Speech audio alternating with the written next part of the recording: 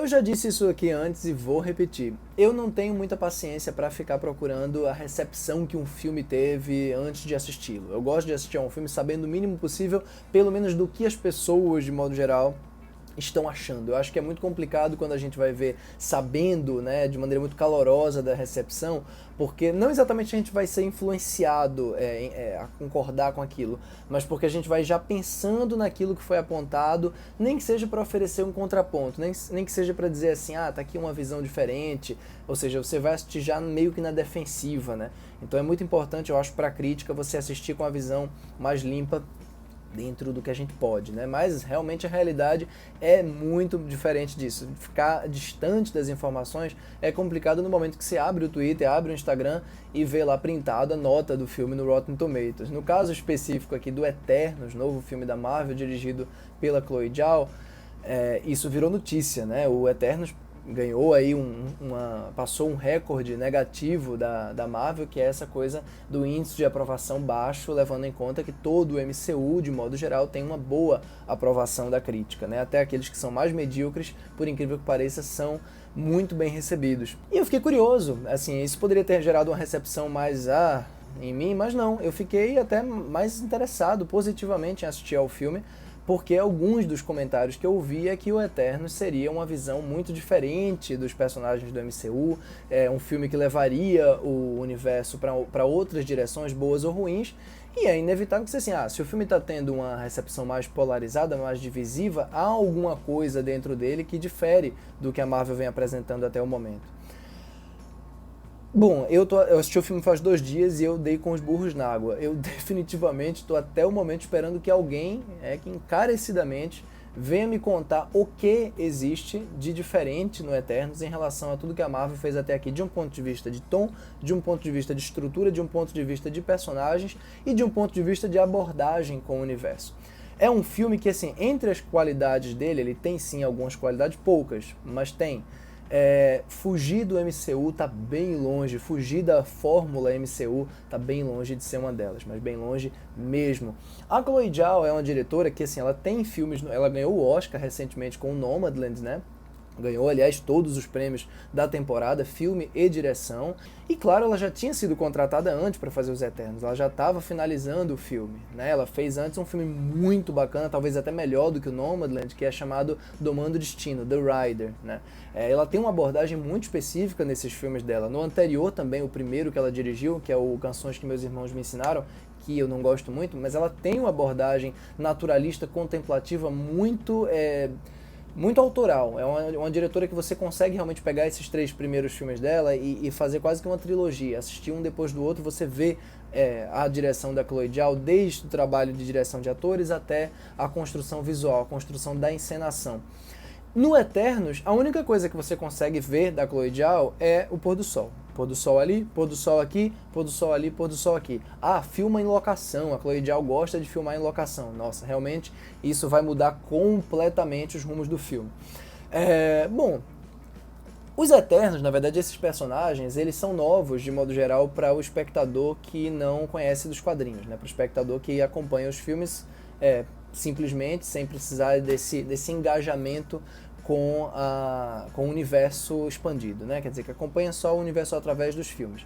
Eles são seres celestiais que foram criados por um Deus supremo, um celestial ainda maior do que eles, que criou não só os Eternos, não só esse grupo, como também algumas criaturas que são chamadas deviantes, que são seres que acabaram evoluindo mais do que deveriam e se tornaram criaturas monstruosas, realmente destruidoras de populações dos planetas, entre os quais a Terra. E aí os Eternos estão ali defendendo, foram feitos para defender os planetas do ataque dessas criaturas. São seres, no entanto, que não podem interferir em absolutamente nada dos conflitos humanos. É por isso que até o momento, é uma bela desculpa, aliás, para até o momento eles não terem interferido em nada que se passou no universo da Marvel, nem no Thanos, nem na questão do grande estalo que dizimou metade da humanidade, nada disso. Eles realmente tiveram que ficar afastados disso e cuidar só de estar de olho nesses deviantes, né? Só que aí acontece uma coisa que o filme vai explicar, não precisa eu dizer, e aí eles vão ter que se reunir de novo, já que eles estão há muito tempo vivendo as vidas de humanos deles, né? Estão misturados entre os humanos, vão ter que se reunir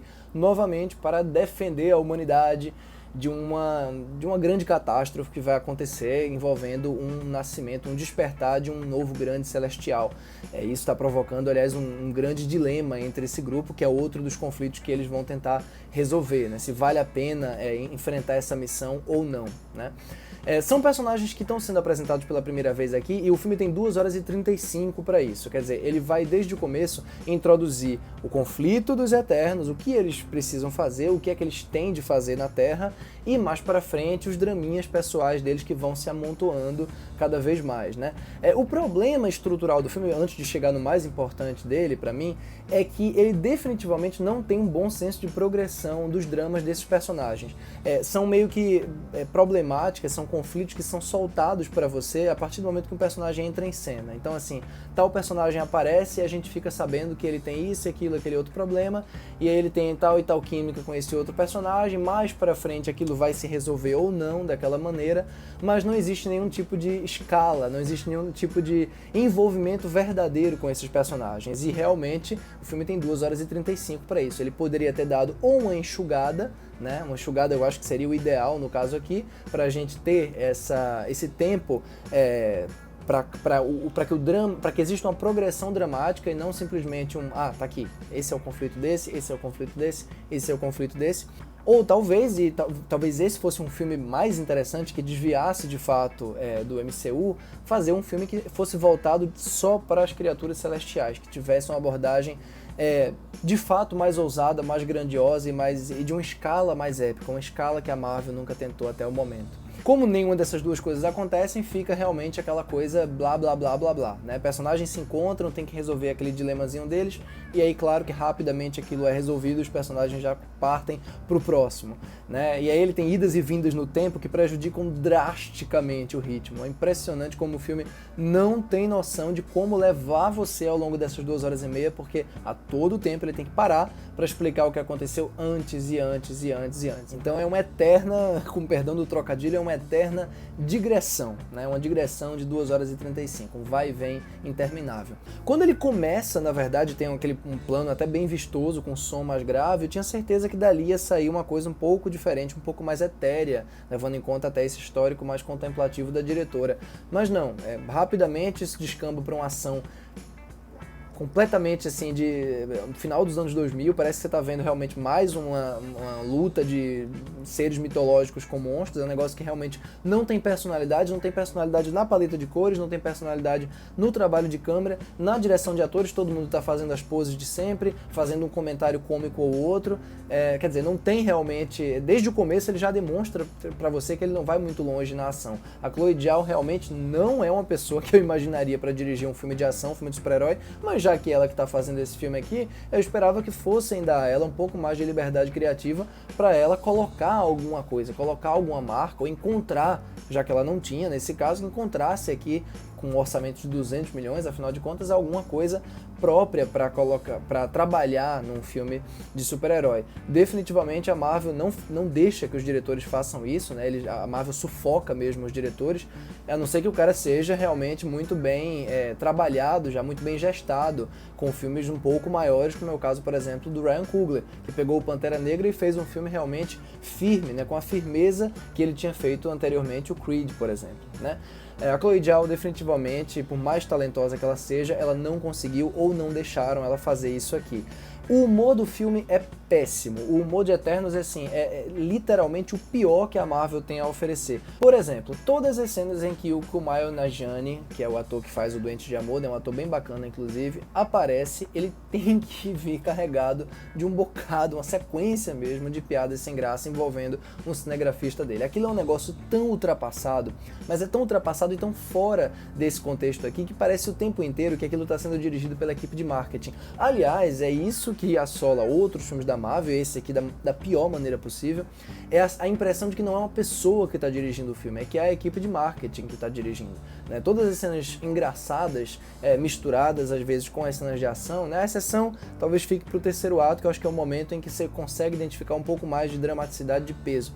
Mas todo o segundo ato, por exemplo, que é enorme, né? São realmente 1h30, 1h40 quase de segundo ato, é de piadinha atrás da outra, piadinha ridícula atrás da outra. Personagem se encontrando numa casa de subúrbio de um personagem novo, e aí ele tem que ser introduzido com uma série de piadinhas e piadinhas e piadinhas. As cenas mundanas seguem telegrafadas aqui, né? Quer dizer, então são ceninhas que você sabe que em algum momento vão terminar ou numa cena de ação ou numa grande punchline, né? Aqui tem punchlines das piores possíveis. O trailer já entrega algumas delas, mas realmente o filme, você acha que não vai acabar, mas tem coelhos e coelhos dentro da toca da piada ruim, né?